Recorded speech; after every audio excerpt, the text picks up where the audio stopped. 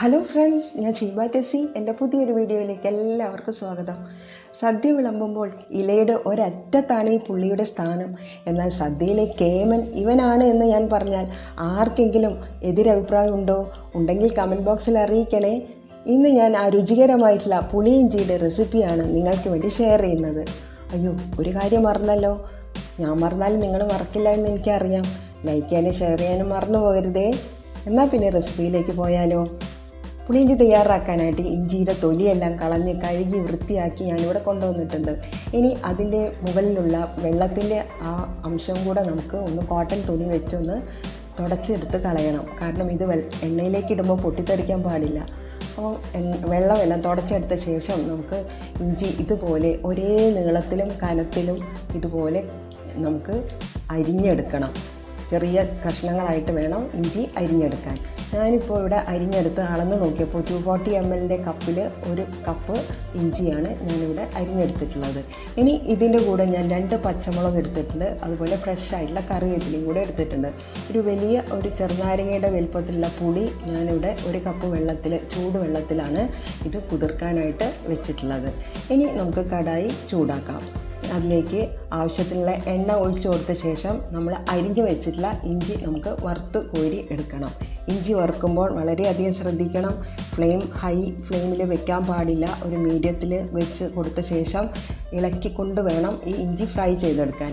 അതിലേതെങ്കിലും ഒരു ഭാഗത്ത് ഇഞ്ചി കരിഞ്ഞു പിടിച്ച് പോയിട്ടുണ്ടെങ്കിൽ അല്ലെങ്കിൽ അടി പിടിച്ച് പോയിട്ടുണ്ടെങ്കിൽ ഇഞ്ചിക്കറിയുടെ ടേസ്റ്റ് തന്നെ മാറിപ്പോകും കേട്ടോ. അപ്പോൾ ഫ്ലെയിം നന്നായി കുറച്ച് വെച്ച് സമയമെടുത്ത് ഇളക്കി കൊടുത്തുകൊണ്ട് വേണം ഈ ഇഞ്ചി നമ്മൾ വറുത്ത് കോരിയെടുക്കാൻ. ഇപ്പോൾ ഇഞ്ചിയുടെ കളറെല്ലാം ഇങ്ങനെ പതുക്കെ മാറി വരും. ഇപ്പോൾ എല്ലാ ഇഞ്ചിയും ഒരുപോലെ നന്നായിട്ടൊന്ന് ഫ്രൈ ആയിട്ട് വന്നിട്ടുണ്ട്. ഇഞ്ചി ഫ്രൈ ആയി എന്ന് മനസ്സിലായ ഉടനെ തന്നെ ഫ്ലെയിം ഓഫാക്കിയിട്ട് അതിൽ നിന്നും ആ ഇഞ്ചിയെല്ലാം കോരി മാറ്റി വേറൊരു പാത്രത്തിലേക്ക് വെക്കണം. അതിൽ തന്നെ വെച്ച് കഴിഞ്ഞാൽ അതിൻ്റെ മൂപ്പ് മാറിപ്പോകും. ഇനി അതേ കടായിലെ എണ്ണയിലേക്ക് തന്നെ നമുക്ക് 1/2 ടീസ്പൂൺ കടുക് ചേർത്ത് കൊടുക്കാം. കടുകിൻ്റെ കൂടെ തന്നെ 2 വറ്റൽമുളകും കൂടെ ഇട്ട് കൊടുക്കുന്നുണ്ട്.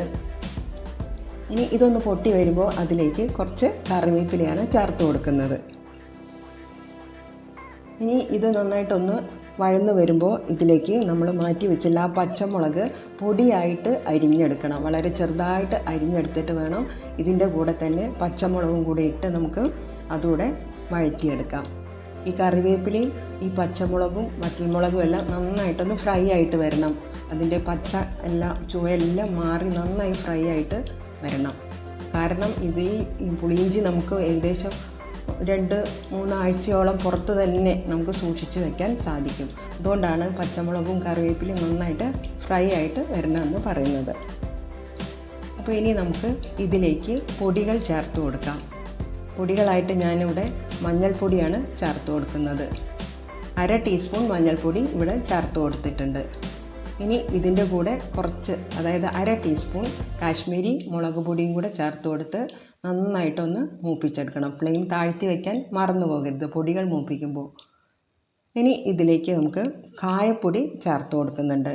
അത് നമുക്കൊരു 1/2 ടീസ്പൂൺ കായപ്പൊടി നമുക്കിവിടെ ചേർത്ത്, പൊടിക്കായമാണ് ഇവിടെ ഞാൻ ഇട്ട് കൊടുക്കുന്നത്. ഇതിൻ്റെ കൂടെ തന്നെ 1/4 ടീസ്പൂൺ ഉലുവയുടെ പൊടിയും കൂടെ ഇട്ട് കൊടുക്കാം. അതിനുശേഷം നമ്മൾ പിഴിഞ്ഞ് വെച്ചിട്ടുള്ള ആ പുളിവെള്ളം അതിൻ്റെ പിശിടെല്ലാം മാറ്റിയ ശേഷം നമുക്ക് അതിലേക്ക് ഒഴിച്ചു കൊടുത്ത് നന്നായിട്ട് ഇളക്കി കൊടുക്കാം. ഇനി ഈ പുളിവെള്ളം നന്നായിട്ട് ഒന്ന് തിളപ്പിച്ചെടുക്കണം. ഈ സമയത്ത് ഫ്ലെയിം നന്നായിട്ട് കൂട്ടി വയ്ക്കാം.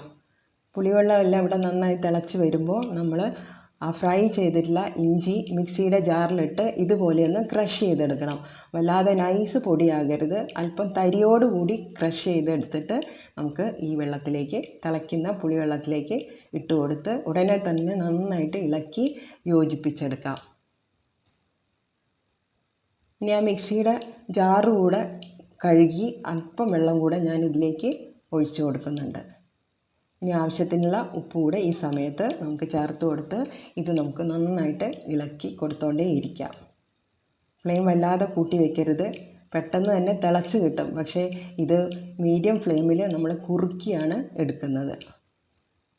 ഇപ്പോൾ ഏകദേശം ഒരു 5-6 മിനിറ്റ് കഴിഞ്ഞപ്പോഴേക്കും ആ പുളിവെള്ളം നന്നായിട്ട് കുറുകാൻ ആരംഭിച്ചിട്ടുണ്ട്. ഈ സമയത്ത് നമുക്കിതിലേക്ക് മധുരത്തിനുള്ള ശർക്കര ചേർത്ത് കൊടുക്കാം. ഞാനിവിടെ പൊടി ശർക്കരയാണ് ചേർത്ത് കൊടുത്തിട്ടുള്ളത്. മധുരം വല്ലാതെ മുന്നോട്ട് നിൽക്കുന്ന രീതിയിൽ ശർക്കര ചേർത്ത് കൊടുക്കരുത്. എല്ലാം കൂടെ ഒരു ക്രമീകൃതമായിട്ടുള്ള ഒരു രുചിക്ക് വേണ്ടിയിട്ട് നമ്മൾ ശർക്കര ചേർത്ത് കൊടുക്കുന്നത്. ഈ ശർക്കരയും കൂടെ ചേർത്ത് കൊടുത്ത് കുറച്ചും കൂടെ സമയം അത് ഇളക്കി കുറുക്കി എടുക്കണം. ഇപ്പോൾ ഇവിടെ പുളിയിഞ്ചി തയ്യാറായിട്ടുണ്ട്. ഇത് നിങ്ങൾക്ക് 2-3 ആഴ്ച വരെ നിങ്ങൾക്ക് ഫ്രിഡ്ജിലൊന്നും സൂക്ഷിക്കാതെ പുറത്ത് തന്നെ നിങ്ങൾക്കത് സൂക്ഷിച്ച് വയ്ക്കാവുന്നതാണ്. വളരെ രുചികരമായിട്ടുള്ള ഒരു പുളിയിഞ്ചിയാണിത്. ഇത്തവണത്തെ സദ്യയ്ക്ക് ഇതുപോലെ തന്നെ പുളിയിഞ്ചി തയ്യാറാക്കി നോക്കണം കേട്ടോ.